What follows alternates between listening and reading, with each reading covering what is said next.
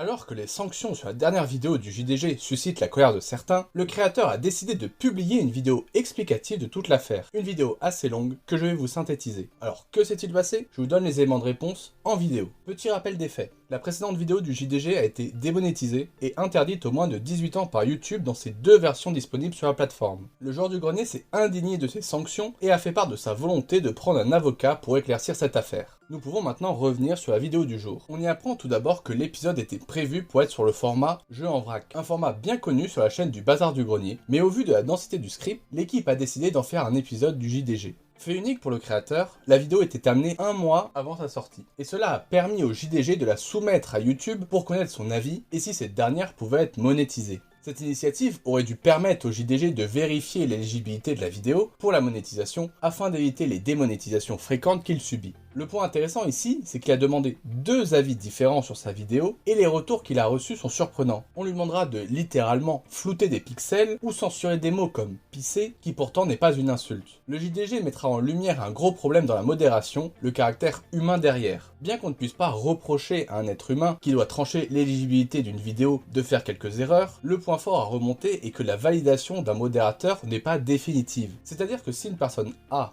de chez YouTube valide la vidéo et que dans 2 jours une personne B l'invalide, YouTube ne conservera que l'avis le plus récent. Ce qui est embêtant et dénote d'un manque d'organisation côté YouTube. La validation humaine devrait suffire et il ne devrait pas avoir un double check d'un autre modérateur, sauf si c'est expressément demandé. Au final, à cause des différentes censures effectuées dans le but de faire plaisir à la modération YouTube, le JDG ne se retrouve plus dans son travail et dans le format lisse que YouTube l'a obligé à créer. Il décidera donc de poster la vidéo non censurée, la première qui fut disponible en sachant qu'elle ne survivrait pas longtemps sur YouTube. Il a également parlé du shadowban qu'elle a subi et du fait que malgré qu'elle soit numéro 1 des tendances, elle n'a pas été mise en avant sur la plateforme, ce qui est tout à fait cohérent de par son nombre de vues ou même du fait qu'à la sortie, peu d'utilisateurs ont été notifiés de la vidéo. Le pire dans cette histoire, c'est que la vidéo censurée que le créateur a sortie a quand même été démonétisée et interdite aux moins de 18 ans, ce qui a provoqué la colère du youtubeur. Ensuite, le JDG parlera des potentielles solutions à son problème. Il est revenu sur sa volonté de prendre un avocat pour se faire assister et avoir du recul sur l'affaire et sur les sentences qu'il a subies. Enfin, il a également répondu à ceux qui lui indiquaient de changer de plateforme en arguant un retour à la réalité, qui est que le public est sur YouTube et non ailleurs, qu'il serait jamais soutenu par les sponsors qui n'accepteront pas de payer pour une vidéo peu visible sur d'autres plateformes, et qu'au final, l'herbe n'est pas forcément plus verte ailleurs. Il a également ajouté qu'il ne pouvait même pas créer sa propre plateforme d'hébergement de vidéos, car il n'y aurait pas de serveur assez puissant en France ou alors trop cher. Je me permets ici d'intervenir car ça touche directement mon domaine d'activité hors YouTube, et aujourd'hui, il est tout à fait possible d'avoir des services français pouvant héberger des vidéos, même avec un flux massif d'utilisateurs grâce aux technologies cloud, qui pallient à une forte demande sur une plateforme. On peut citer notamment OVH et Scaleway comme sociétés françaises pour ce genre de problématiques. Et puis Amazon, Google et Microsoft proposent également ce genre de service avec des serveurs situés en France. Le JDG a conclu en indiquant que YouTube est en position de monopole et que la plateforme pousse les créateurs à produire globalement le même type de contenu. Du contenu lisse, du contenu qu'on retrouve déjà chez les principaux youtubeurs. Si le sujet vous a intéressé, n'hésitez pas à regarder mes 2 anciennes vidéos sur le sujet qui s'affichent actuellement sur votre écran et à regarder directement la vidéo du JDG si vous avez du temps. Je vous invite à donner votre avis dans les commentaires sur le sujet du jour. En tout cas, on se retrouve demain à 18 h pour une nouvelle vidéo. Sur ce,